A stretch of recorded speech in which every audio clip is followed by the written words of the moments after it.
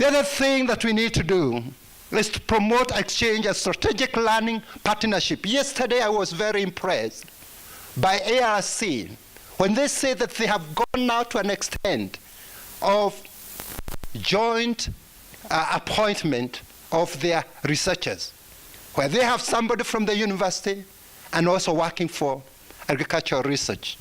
And I think this is something that needs to be encouraged in many of our countries in Africa. We know in Africa, most of the money will go to NARIS, National Agricultural Research Institute for Research. But you realize that where you have the highest concentration of human mind is usually in the universities.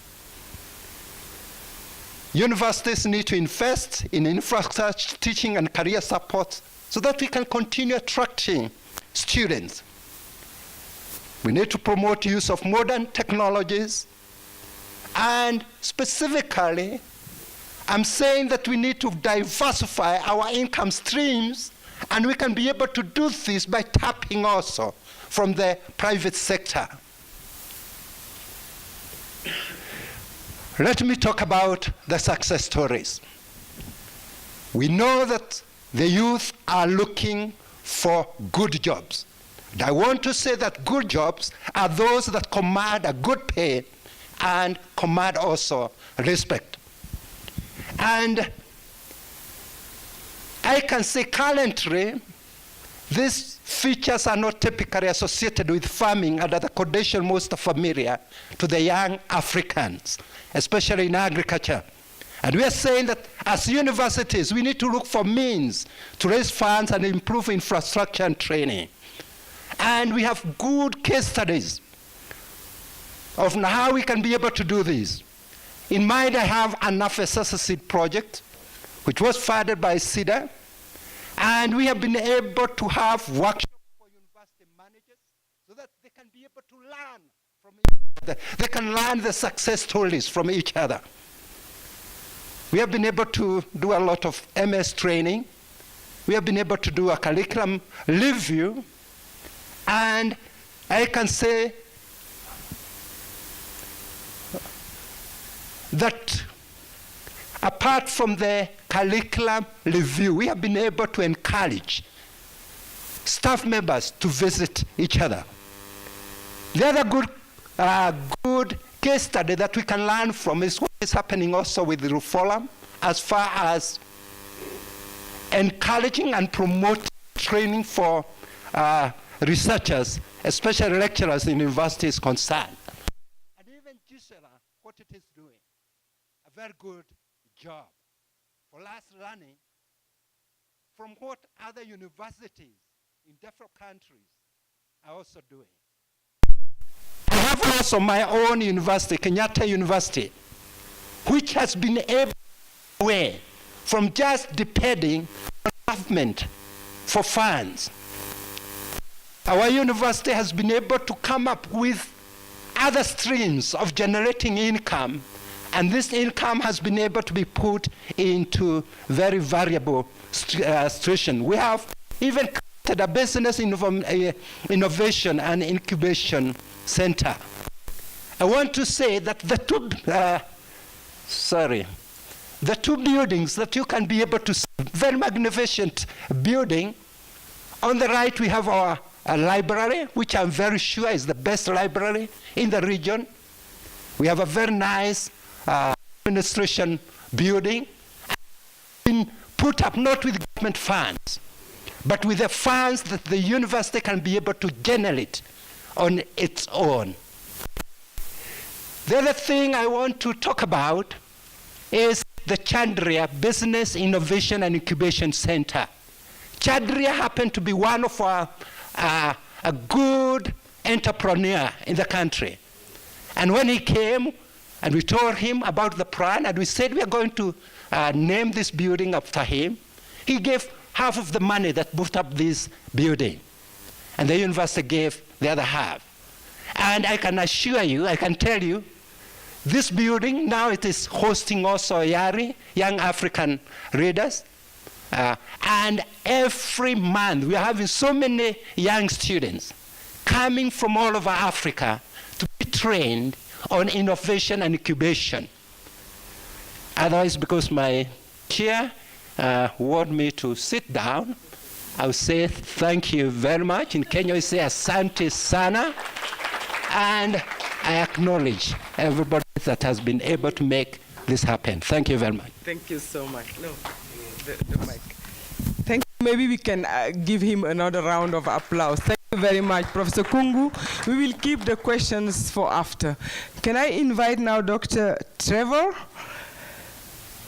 Nichols from CABI to talk about the G20. Thank you very much. If you could do my best, yeah. Thank you, Etitu, and good morning, everybody. My name's Trevor Nichols. I'm Chief Executive of CABI, but I'm speaking to you today as a member of the steering committee of the Tropical Agriculture Platform, which is an initiative where the Secretariat is hosted by FAO. But I would say it's good to see a number of our TAP partners represented in the room today, from FARA, from the CG, from GCHARA, from GERCAS. So welcome, everybody. Good. So the genesis of TAP really happened in 2012 to begin with at GCAR 2 in Uruguay. And it was a response to a recognition by the chief agricultural scientists of the G20 countries that if we're to feed 9 to 10 billion people on this planet by 2050, there's going to have to be a significant change in the way that agriculture takes place around the world. And that means raising the capacity for innovation in many countries. So TAP was really formed to gather together best practice, experience, success stories in capacity development for agricultural innovation, and to be a central hub, if you like, for the dissemination of that information. TAP came together formally in 2013 with significant support to begin with, catalytic support again from GFAR and from FAO to get it off the ground. And we commenced with 40 partners. And the first thing that was done was a needs assessment survey regionally in Southeast Asia, in Latin America, and in Africa. So we were really starting bottom up to understand what the problems were. In 2015, the whole initiative really took off and accelerated as a result of significant funding coming in from the European Union to really develop the capacity framework, and in partnership with AgriNatura to go out and really test it and pilot it. So there are three elements really to the Tropical Agriculture Platform. The first is advocacy and policy dialogue, and that's part of what's going on here now today. And the chair of TAP, Christian Host, is presenting in another stream in parallel to this. We have now developed and published a common framework for capacity development in agricultural innovation, and we're in the process of establishing Tapipedia, which will be an open access knowledge hub to really be the repository for all of this information. So there are some brochures around your tables on the TAP framework, which is the first major output. And this really has a series of levels. You can go to whatever depth you want. So there's a very brief overview paper. There is then a conceptual background document, a summary of the framework, and then finally, over on the right-hand side, the document that's in green is a very detailed operational manual, if you like, with a lot of frameworks and tools and techniques for capacity development. So that's a very valuable practitioner manual. The common framework was developed by an expert working group.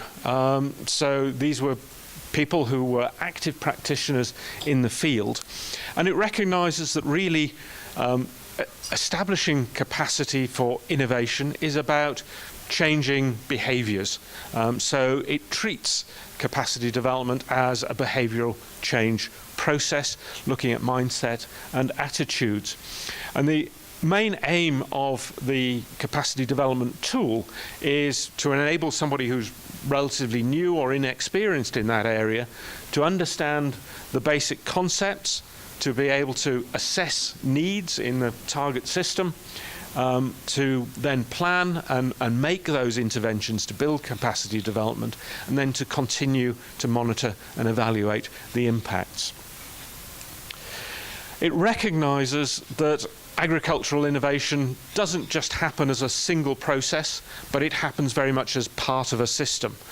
So we encourage that sort of systems perspective, thinking not just about the defined piece of the system that has to be changed, but the broader aspects of policy, of politics, of technology in its broadest sense. So, for example, how can we use ICTs to bring about innovation?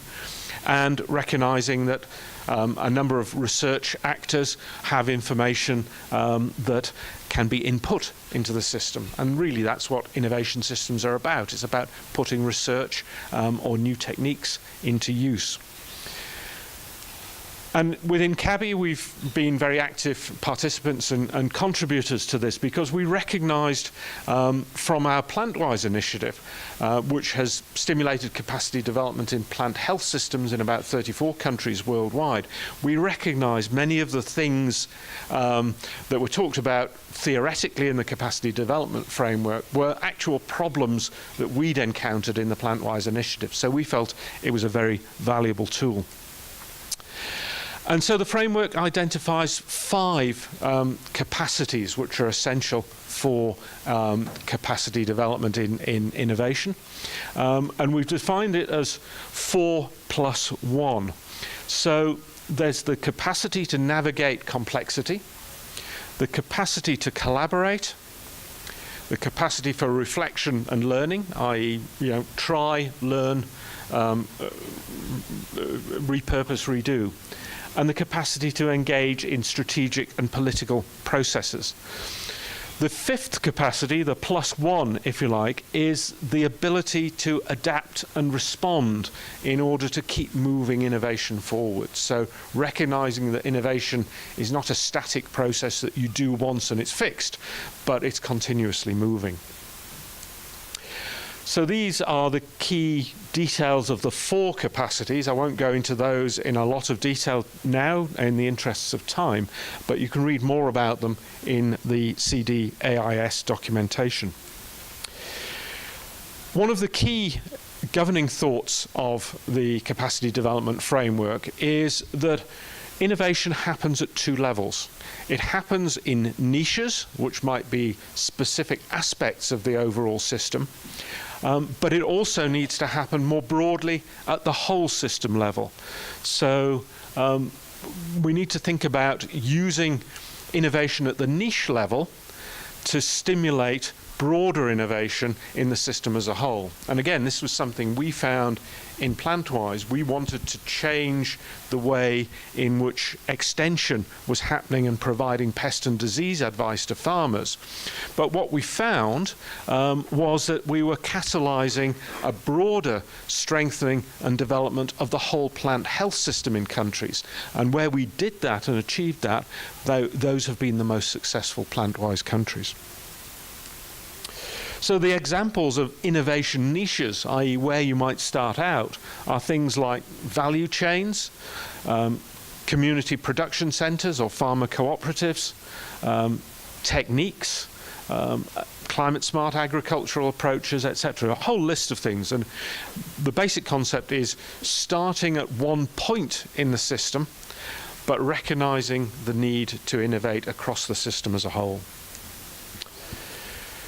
So in common with many change frameworks, this is described as a cycle, and we describe 5 stages of galvanizing commitment, i.e. making sure people in the system feel the need for change, developing a vision of what successful change will look like, and then assessing the needs, the capacity development needs to make that change happen. followed by implementation of the requisite steps, and monitoring and evaluation to say, well, how are we progressing towards the vision? What more do we need to do to make that vision a reality? The CGIAR framework was reviewed earlier this year at a meeting of the TAP partners. A total of 50 partners attended the workshop, two-day workshop in Kigali in Rwanda in January, which enabled different regions to share their experiences.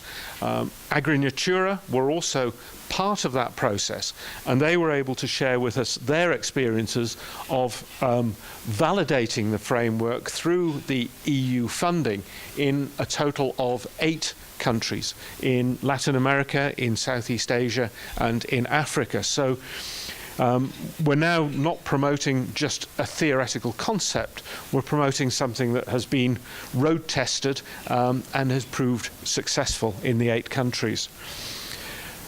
Also in February, the ERCA grouping, of which CABI is also a part, at a meeting, our annual general meeting, adopted a resolution to take on board the TAP CGIAR concept as our framework for capacity development in the work that we do.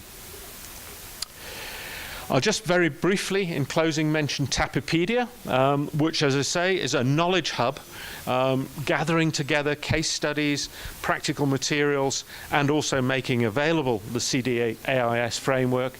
And that can be accessed through the web link, which you can get, which is tapipedia.org, and I would encourage you to do that. So in conclusion, we'd like to thank GFAR and FAO for its support in getting this initiative off the ground, and the EU for substantially funding it to progress forward.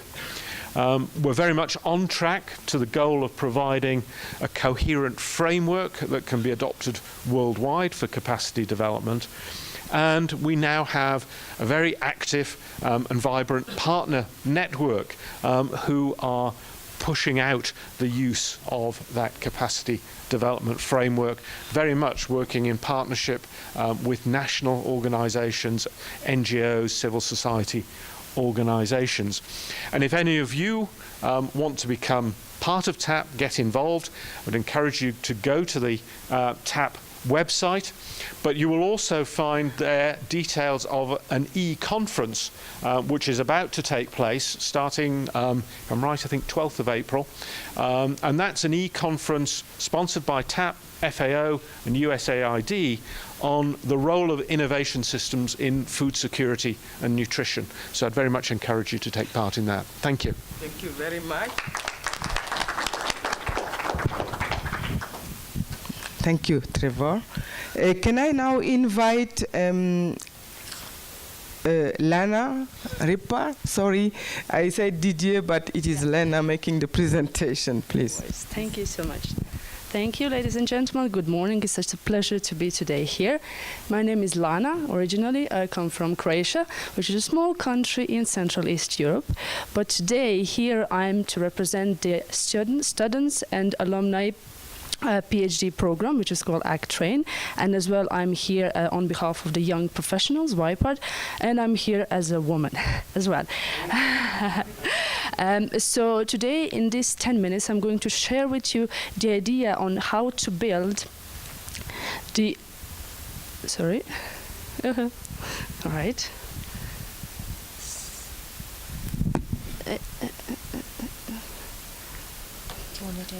No, it's going to be all right like this. All right. Can you? All right. So it's going to go backwards, right? No worries. I have it. Perfect. So I'm going to share with you today the idea about the multidisciplinary PhD trainings and their relevance to research. And what is different in this presentation is that I'm going to use two examples of two PhD programs, which are called ACTRAIN and ARI.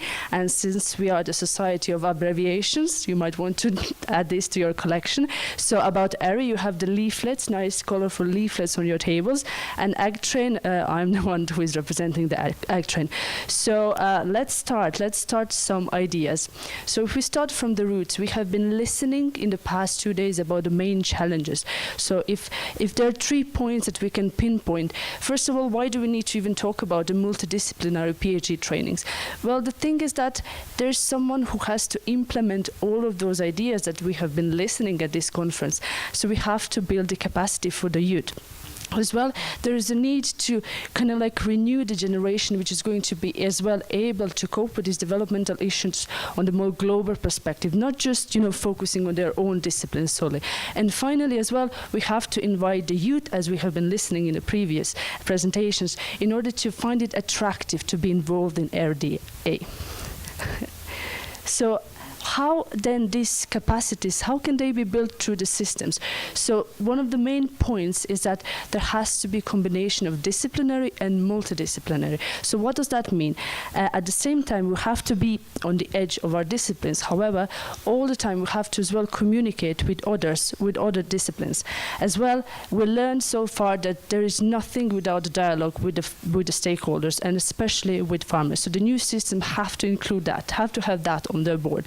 And finally, the field, the young people have to understand that the field is actually the rural community. That is where everything is happening. So it's not only the lab, it's the field as well. So we're just going to take two examples of the PhD programs as I described before, and I'm just going to give you a short overview what are actually those PhD programs. So the first one is AgTrain, Agricultural Transformation for Innovation. It's the joint PhD program which involves 6 universities in Europe in total, so that being Denmark, Netherlands, France, Italy, Spain, and Cork. I'm coming from Cork, I'm here representing Cork in Ireland. So what is actually unique about ACTRAIN program? It's this double supervision and double degree. What does that mean? For example, let me take my own example. That means that I am at the same time the full student in Cork in Ireland and in Spain in Madrid. That also means that my supervisors are coming from Cork and from Spain. And when I'll be defending my thesis, I'll have all those supervisors in my jury, so I'll be able to get the double degree. And this increases actually the quality of my work. We have 40 students in total in 5 batches, and we are very proud of our networking. For example, we are networking a lot with BIPART and Erasmus Student Association. Agriculture and Rural Innovation is the name of another PhD program. And they include 3 African universities from Uganda, Kenya, and Tanzania, as you can see. What is specific and unique about them is that they have this negotiation on the topics with the stakeholders prior to research, which is very important to think about when we are talking about multidisciplinary PhD trainings. As well, they have in total PhD, 52 students, and they have 3 batches. We always collaborate together, which actually is shown on the next picture, where you can see together ARI students and ACTRAIN students doing the field course. This field course in particular was about the participatory methods and qualitative methods, which are very important to tackle these developmental issues. Here you can see on this map how big we are, how our impact is important. You can see where ARI students and ACTRAIN students are coming. So as you can see, we are nicely spread around the world. We want to keep it like that. When we took these examples of ACTRAIN and ARI, the idea was to actually now, based on these examples, serving as a foundation, talk about the idea about the next system, okay? Because we need the next system, next multidisciplinary training PhD program.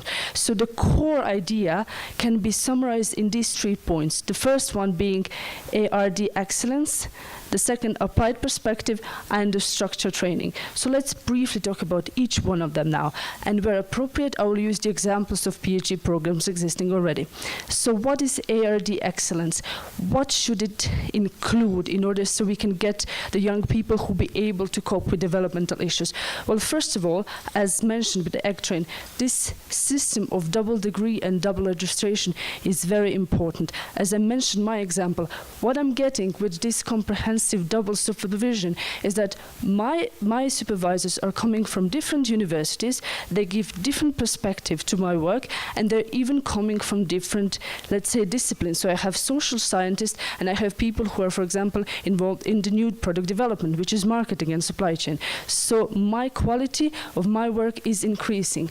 As well, this serves for the quality assurance system as well. The second point would be competitive selection. As you saw the map, where are we coming from, it's very important that the students are selected internationally. So everybody has a chance as well in this new system. But there have to be criteria as well. And what we propose in this idea would be the two criteria. One, of course, based on the academic layers, but the other one has to be development focus as well. And the final is the link with research organization, but not just to talk about that. The next slide actually gives an example with which organizations we are currently collaborating. So this needs to expand, this needs to be even bigger. All right. The second component is the applied perspective. So kind of like to summarize this, as mentioned with Ari example, this consultation with the stakeholders are really important. So what the new system are supposed to provide is that the problems are coming from the grassroots, from the development organization, from the farmer organization. However, there is always a pressure to put something that is coming from those circles into an academic environment. So the new system has to as well be able to transform those problems into viable research questions for the PhD programs, all right? That's very important. And as well, the networking would be one of the criteria. But as well, the most multidisciplinary. In this sense, we think about this, again, double supervision, how different supervisors from different areas and backgrounds can bring the value to these PhD programs, all right? And the final, okay, before that, here are some of the examples of the research topic, just to show you how relevant this is. So in our program, we have this huge spectrum of topics, starting from the pot, greenhouse, field, farm, supply chain, policy making, and everything is kind of like circled with the relevance of our research to society. So in my program, we have people who are working on cassava viruses to those people who are working on certification of the cocoa supply chains. And the structured training would be the last component. But what it is about, it's about training. So this coursework training and modules should not be forget.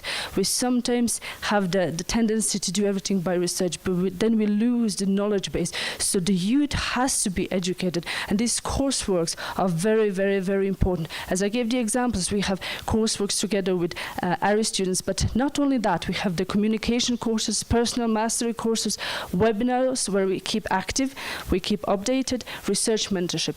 But one other thing that is related to the first point is this double supervision and double degree. That means that as a student, I have access into the materials and the libraries and the taught modules, both in Ireland and in Spain. So this is the idea that we think is going to build better systems and more global and more efficient system for educating the new scientists.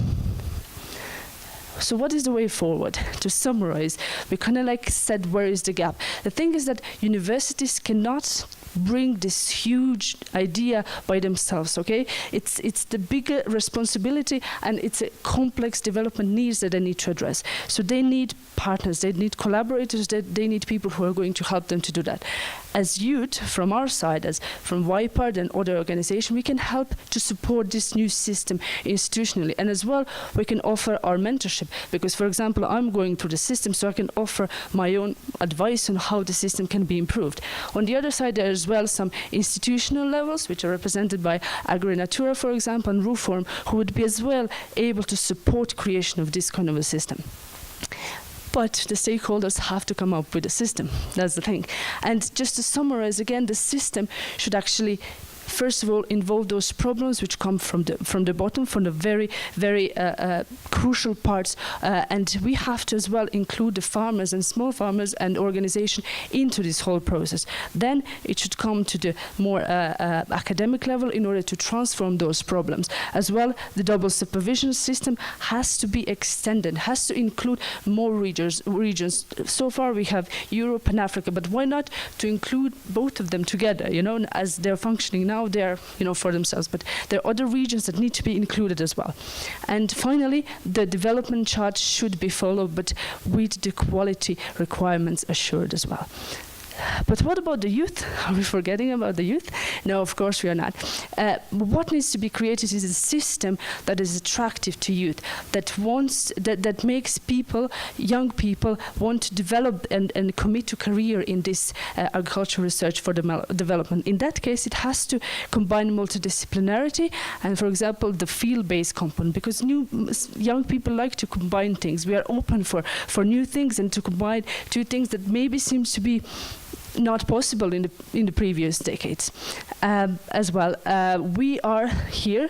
That's most important. We are ready, and I'm just asking, are you ready? Thank you so much for your attention. Thank you. Thank you very much. Maybe we can again give her a round of applause for this good presentation. Now, our last but not least speaker will be Ido Dror from ILRI. Where's Ido? Ah, okay.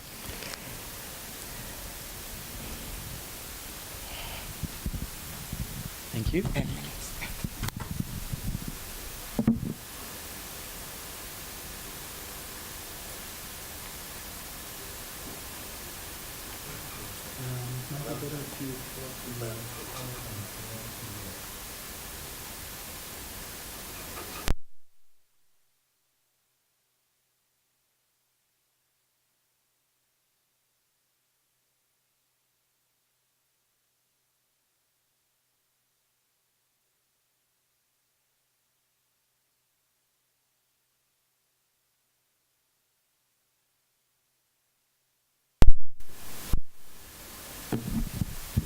So, thank you everyone.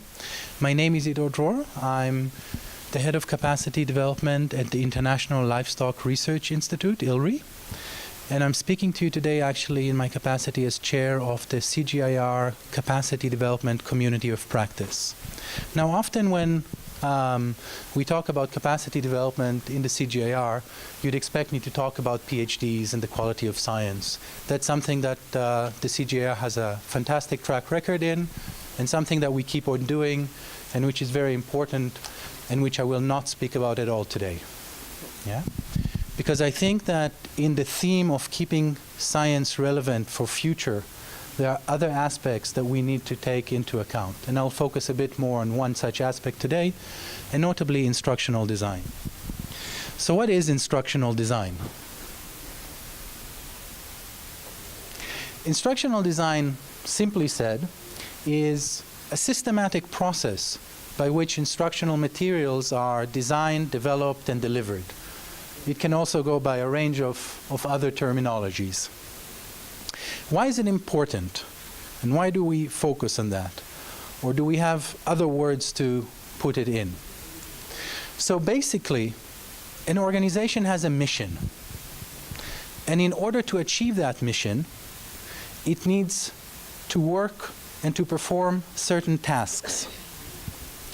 And many times, not everyone who needs to deliver on those tasks actually has those tasks.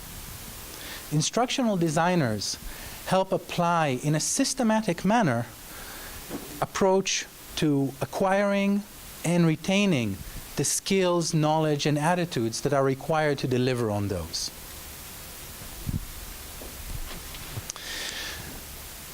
If there are people who are more visually inclined, that's sort of the mental world of the instructional designer.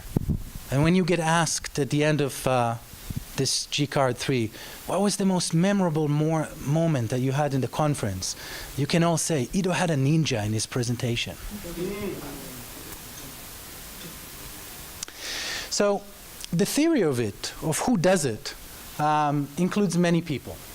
It can be corporate trainers, instructional designer, for-profit educators, of course the librarians, teachers, professors that we're normally used to seeing, distance educators. So there's quite a lot of professions that tap on this very, very heavily as the core of their work.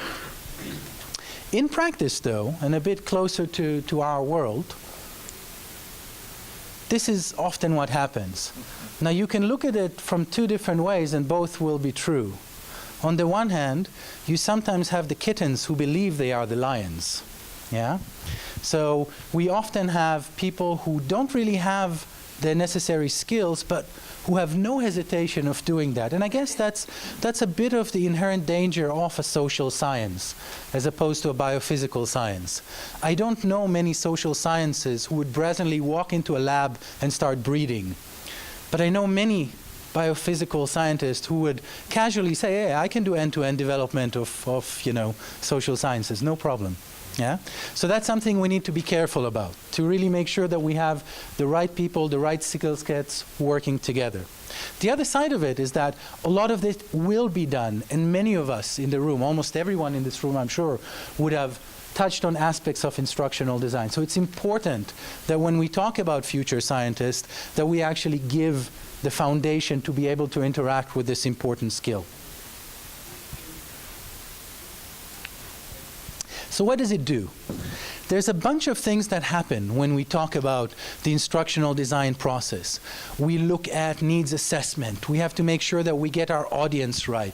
There's a lot of project management involved because we involve both instructional designers would rarely work alone. They will work with the subject matter experts. So there's a whole range of management that comes into it, ensuring that we have the right goals, that we identify what we're trying to do, and only then develop the right type of content with the focus always being on learning, learning, learning. In terms of how it would work, so if we look at it from the science angle, or from the university's higher education that we talked about before, we need to make sure that we have a logically sequenced curriculum that has a logical step-by-step manner. And this is becoming more and more important as we digitize our information. So when we talk about e-learning, when we talk about mobile learning, when we will soon talk about virtual reality learning, and believe me, that will be a lot of fun. It's very important that we actually have this structure in place. It needs to offer the relevant practice. It needs to reinforce the task that the people need to do. We know from years of research the forgetfulness curve. So if you master something today after a week course or a 2-week course, if you don't put that into practice, within a month you would have forgotten 90% of what you learned. Good instructional design helps reinforce that learning, help make sure that that curve stretches far, far longer. And it touches on a range of things. So here's our today's instructional designer. They deal with subject matter experts, SMEs. They would deal with organizational constraints, the physical and abstract tools, and they would use a range of methodologies like ADDIE. ADDIE is perhaps one of the more famous ones. Is there someone in the room who's familiar with ADDIE? Show of hand. Okay, and this is a room of educators, higher education, people in research. So ADDIE stands for Analysis, Design, Development, Implementation, and Evaluation. It's a learning cycle that we've all gone through and that you will see reflected in most theories. It's not new. It was developed by the University of Florida in 1975, like many development interventions for the US Army, actually. Yes? I'm from University. Fantastic. Congratulations. And so these tools have been around for a long time, and we have implicit knowledge of them, but we don't systematically stop and think, are we really going through the proper cycles, even though we have tons of scientific evidence that not doing so has its consequences. So I know that some people will be sitting in the room and saying, what is this based on? Is this just, another piece of mumbo-jumbo pseudoscience full of fluff, After all, it's a social scientist who's presenting it, so we have to be a little bit skeptical. Well, there's a lot of evidence behind this. There's a lot of things that we need to take into account. As a field, instructional design is historically and traditionally rooted in cognitive and behavioral psychology. So educational psychology really draws on both. The more recently, learning theory and constructivism has also influenced the field. And when you'll get the presentation, there's a link there that will take you to some 50+ learning theories where you can delve more into and find the ones that are most appropriate for your contexts. So you must be thinking, well, this is all, nice and generic and very high level, and what's the relevance for agricultural research? So you must be also asking, do you have an example that's closer to home? Well, thank you for asking. So I'd like to do two things. One, place this in the general context of the CGIAR capacity development, and then give one quick concrete example. So in the general context of the CGIAR, we published last year, after a long consultation of almost 2 years, a CGIAR capacity development framework for the second round of the CRPs that will begin in January 2017. And it's anchored on 9 elements and the capacity to innovate as a 10th element. And one of these elements looks at design and delivery of innovative learning materials and approaches, which includes content development, which includes harnessing adult learning theories and instructional design, and also harnessing technology for capacity development initiatives. So this is very much one of 9 elements that we are working on to make sure that we have a holistic and broad framework to deliver on what we need to deliver. I would have loved, time permitting, to talk to you about gamifications and mobile applications and serious games and drones and all kinds of exciting things which are happening, but in the interest of time, I'll focus on just one example. This example is a feast, not the culinary kind that we had yesterday, but an acronym for the Feed Assessment Tool. And this is from a presentation. You'll have the link there if you want to delve into it. It's a much longer presentation, which I'll sort of do a very quick extract from today, that looks into the instructional design that went into a revised blended learning course. So the goal was, this was a tool that's been used extensively in a dozen countries over 7 years, but was reaching its limitation because of a number of factors. So the goal was to improve the classroom experience, to extend the reach, but also to lessen the logistical burden that would require a highly trained, highly paid international expert present in the room in order to deliver the training course, which is what used to happen. So TORs were developed, and we actually contracted an instructional design firm to work with us. At the time, we didn't have in-house capacity in instructional design. And in fact, this process helped convince many people that we should have, so now we do. So it goes to encourage, if you're looking at this and thinking, yeah, maybe it worked for Ilri, but how do we go about it? There are many ways for you to kickstart this without having a big core team of instructional designers in-house. And from the start, it was clear to us there will need to be a blended approach, so both an online component as well as a face-to-face component to ensure continuous delivery. So with that in mind, we went around developing it, and we focused on 3 main areas. On the research skills, so how do people design and implement a research approach using the FEAST tool, the Feed Assessment Tool. Computer and data analysis skills for them to be able to analyze the data they collected in the field through focus group discussions, PRAs, individual interviews, etc.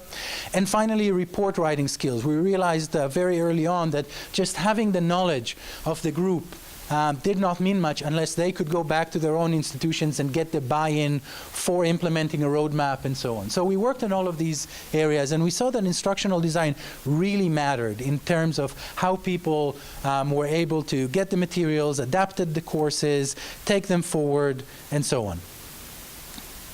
So the end result, skipping through 8 months of work and a lot of blood, sweat, and tears, ended up with a range of materials. So first of all, we ended up with a very structured 12 lesson, 400 slide lesson plans, teaching materials, and so on.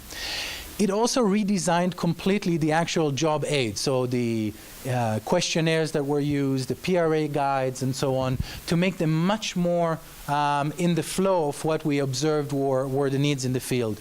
And at the end, we also ended up with a full learning management system to deliver the course online. It has the 12 lessons. It has over 60 videos. They're short videos. They're bite-sized, so in total over 3 hours of dedicated video, interactive simulations and games and exercises that people can use, and over 200 various kinds of assessment questions for reinforcement that could also be followed up on, can be put on a mobile channel. All of this is available online, but also offline, because we know that many regions don't have connectivities, so it can run with the same reach functionality in areas that actually don't have internet connectivities. And at the end, you might be asking yourself, so what? So why should we care? Why is this relevant for future leaders, for future science? Well, the answer to that, in part, is if we really are to walk the talk when it comes to research for development, we need our science to really be enticing and to fulfill a range of needs for diverse audiences. We don't want to be that kind of scientist that can't deliver, can't engage. If we are to talk about a pathway from research to impact, it really needs to focus on behavioral change. How do we get to behavioral change? It's not enough that we have great insights if nobody is implementing them. And to do that, instructional design can play a big part in making it happen by making it more engaging, more relevant, based on educational psychology and understanding how your audience brain actually works and will react to the materials.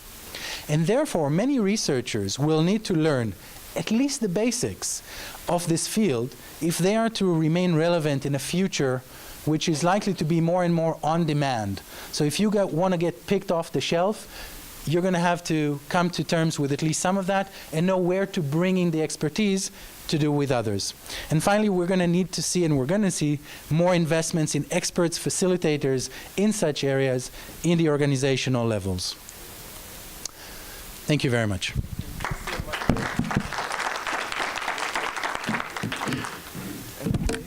Thank you very much, Ido. So I think now we have come to the end of these 4 presentations. I saw that the common denominator of all these presentations actually were 2. It is first capacity building, of course, and it was partnerships, according to me. And if we started from really a multilateral process, which is within the TAP platform, to come into now specifics. For example, we have now a multidisciplinary program, which is the act that Lena presented, and we come to a very specific national examples given by Professor Kungu when it comes to what Kenyatta University was doing. But we can look at what Ido has presented as the process, the procedures for us to do better capacity building. So I think really these 4 presentations are very complementary. So I don't want to go into the detail because we can take some few questions before we go for break. And I would like to invite all the presenters here. Can I invite you all, Lena, Ido, Prof. Kungu, and Trevor, all of you please come here, and we will take few questions from the audience.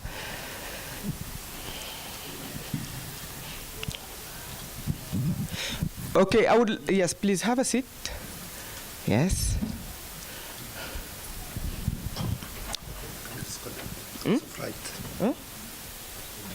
Okay. So we will start with a series of 4 maximum questions. People asking questions, but please stick to 1 question so that we can have many questions. Okay, 1. Is that all? Okay. Thank you. Capacity.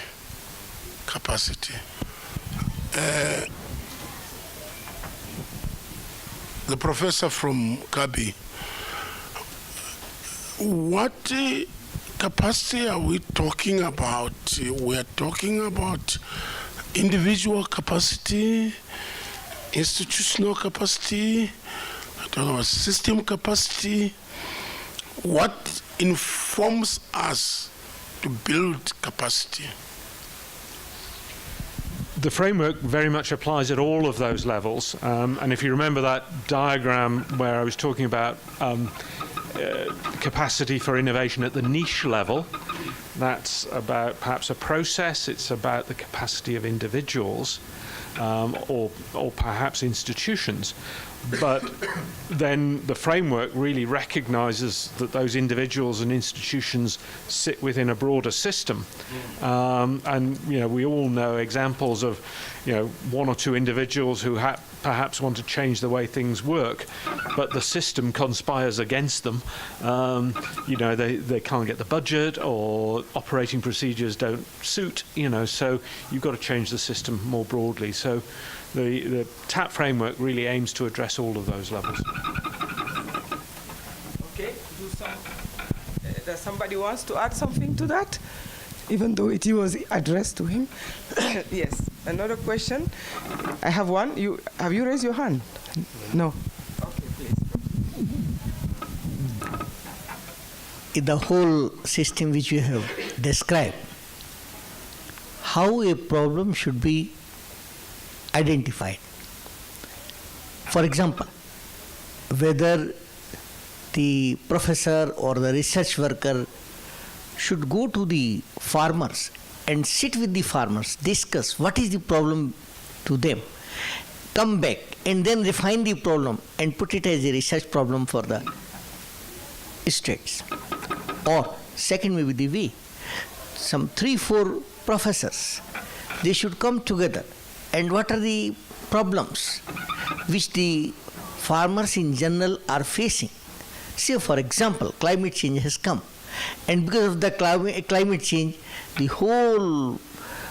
the rainfall pattern, they have changed, and because of these rainfall patterns, now you will have to work out a different type of the sowing time or different type of the crop planning. So is it the scientist who decides, or it may be the third way, the worker who has to work on that problem? That worker, few professors and few farmers, they all sit together and then they discuss the problem. This problem is discussed, refined, identified, and then it is taken up for research. What is the method which you follow? Thank you very Or much. recommend? Thank you so much. Did you want to come in? Well, sorry, because maybe they should respond, but I feel that on this question we are really in the heart of what is the session about. The relevance of research. Yes.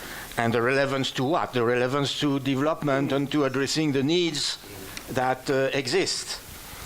And indeed, I bet that in this room there would not be anybody raising their hand if I ask who think that more research should be done on the problems that are addressed by the farmers at the grassroots level. Everybody will agree with that. The problem is that it is much more simple to agree on it, on the principle, than to do it effectively. Not because of lack of goodwill, not because of lack of programs, but when you look at the kind of problems that the people or the grassroots organization will come with when you ask them what are the problems that you confront on the field, or you, the farmers organization there, what are your problems, and so on. They come with problems, but problems are very far from being research questions.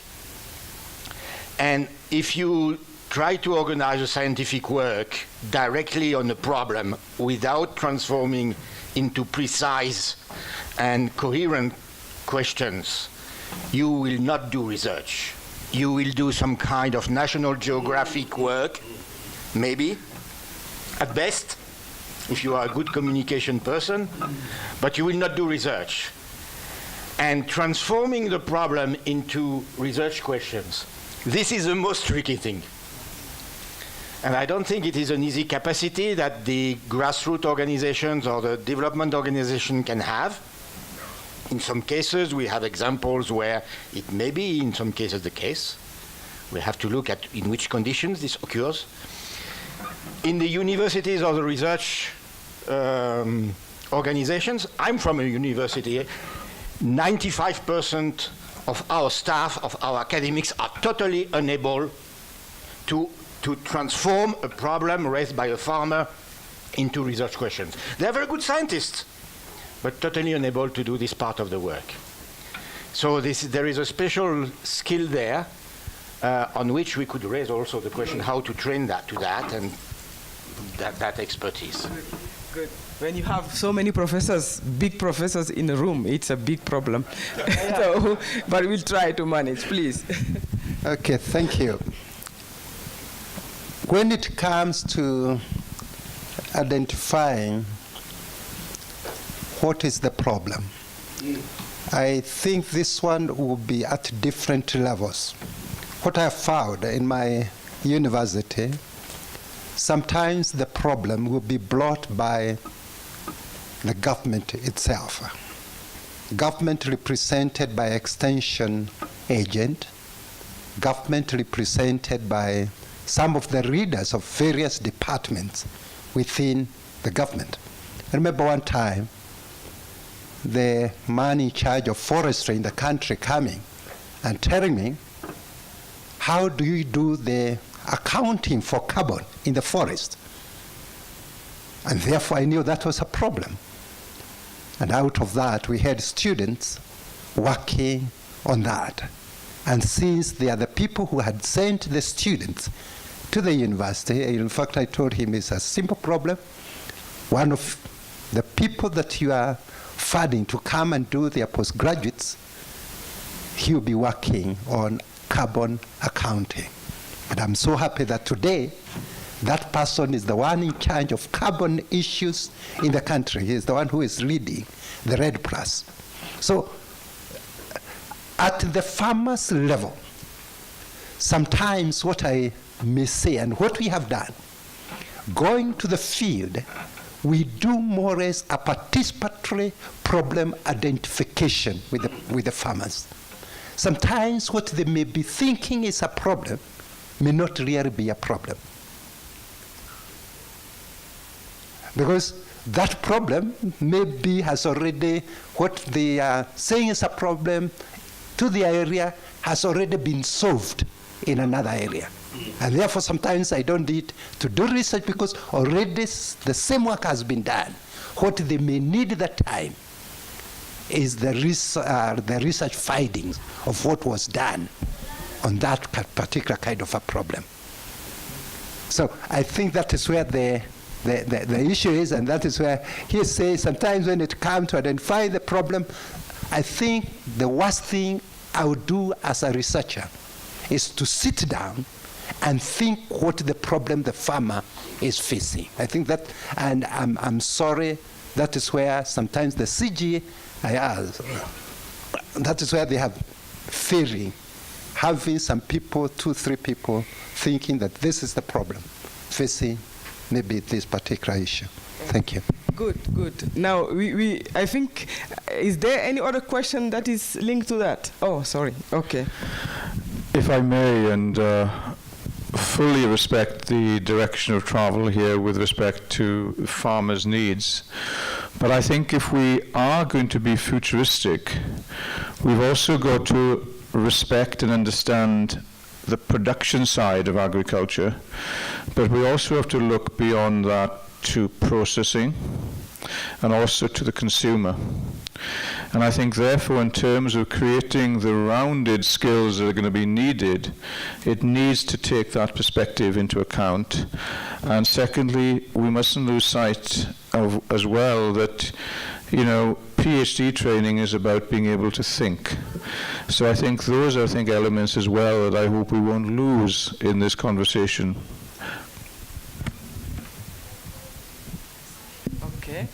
Okay, maybe let me allow him to talk first, and I'll come to you.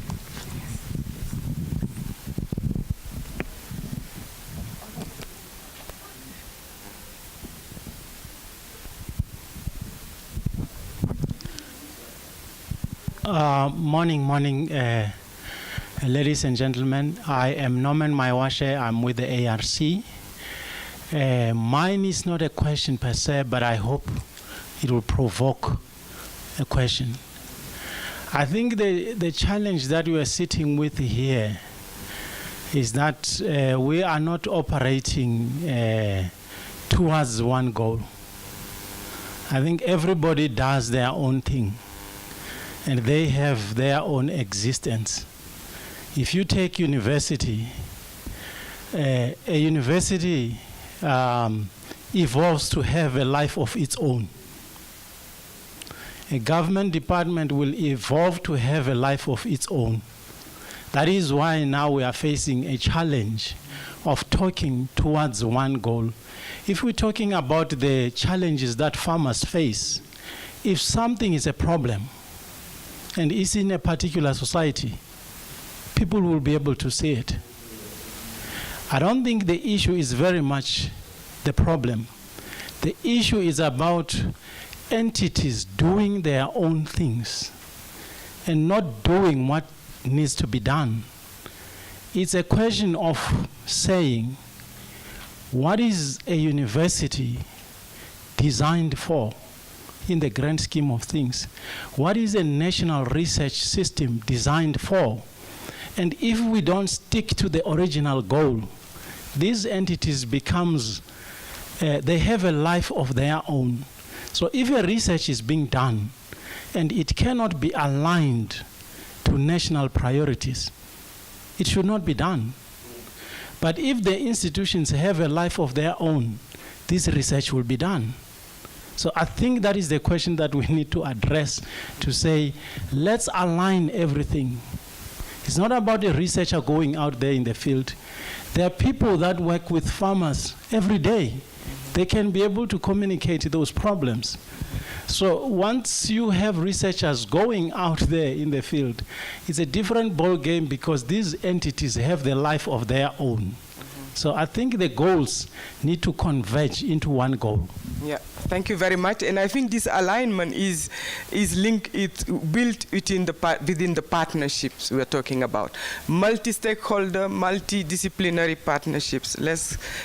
Thank you very much. Thanks, the esteemed genomics guy from ARC. Your goal, we saw it yesterday, was genomics and livestock. And I was worried. They are training young women, very brilliant people in genomics. I didn't hear about soils, I didn't hear about climate change, I didn't hear about economics, I didn't hear about anything but genomics.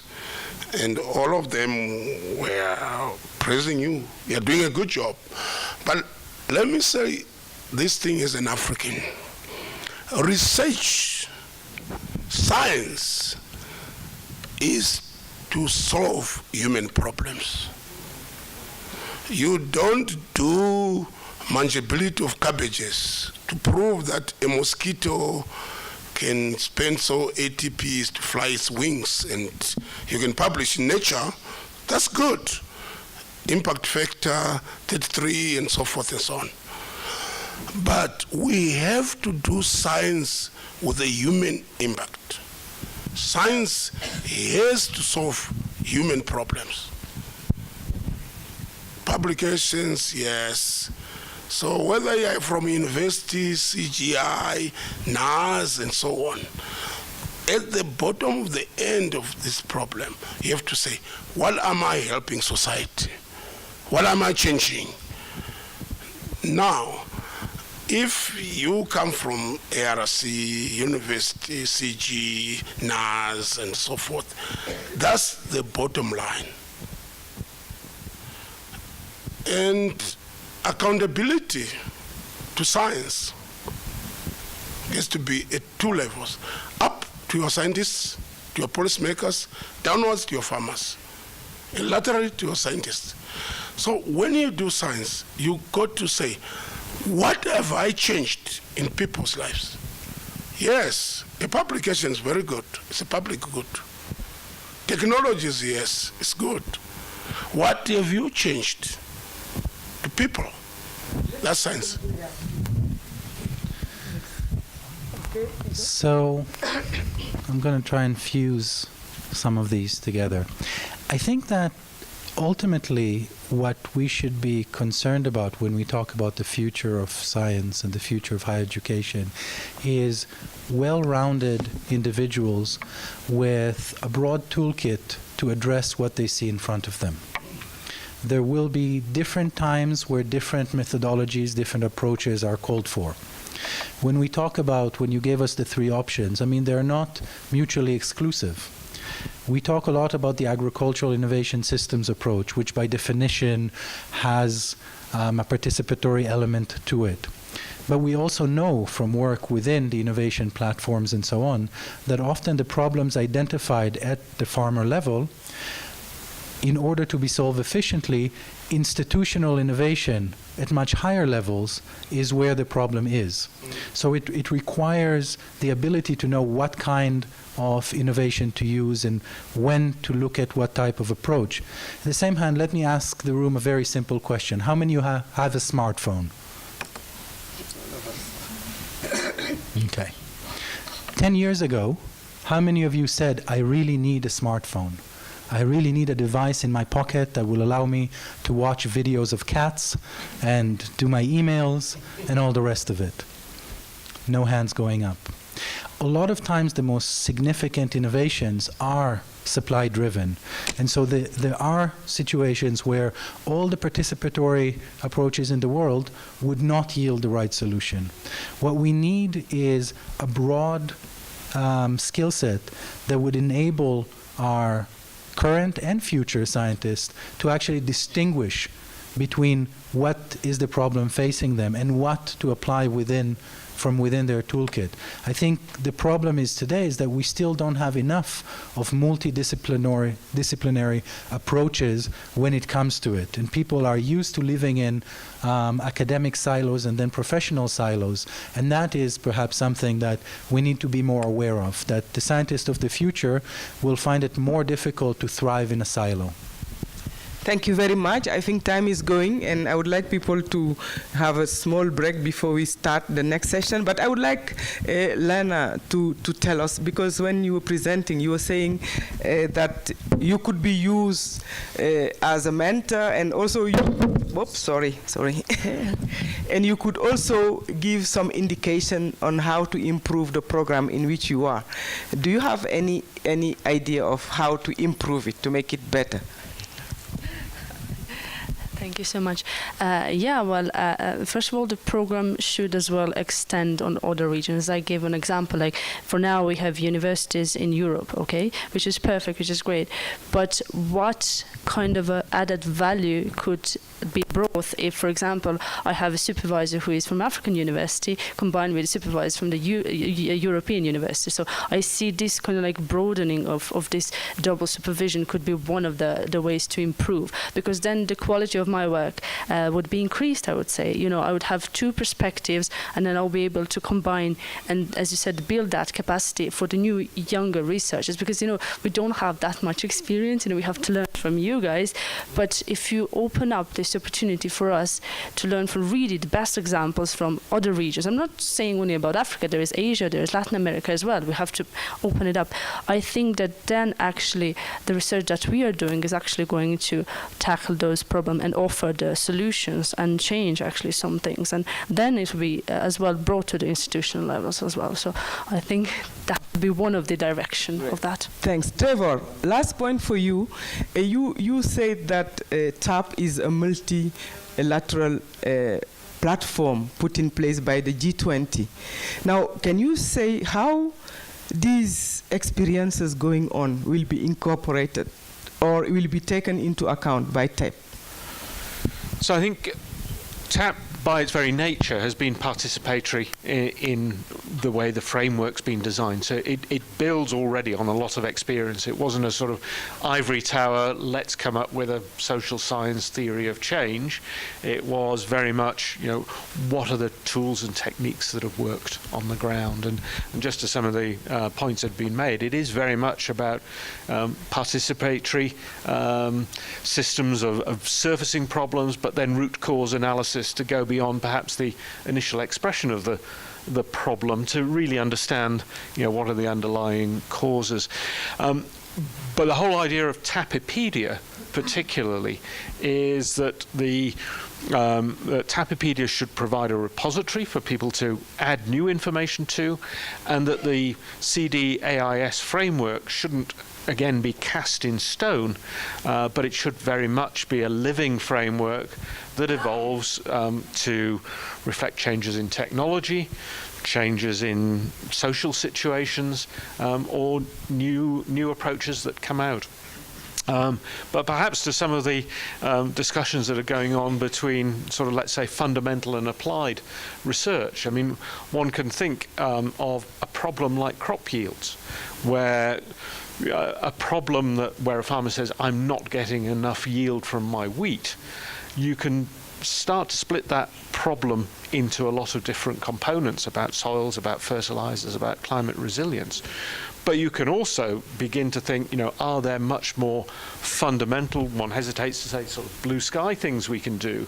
For example, could you make wheat into a more efficient photosynthesizer? Could you get it to fix its own nitrogen?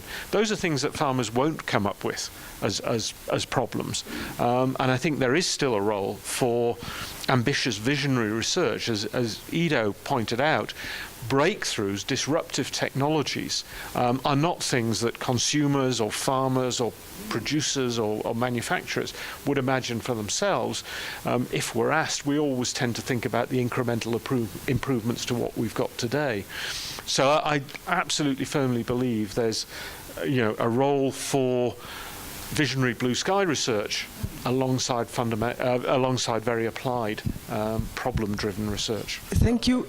Sorry, few seconds for each of you, if you want to have a last word, because we have to.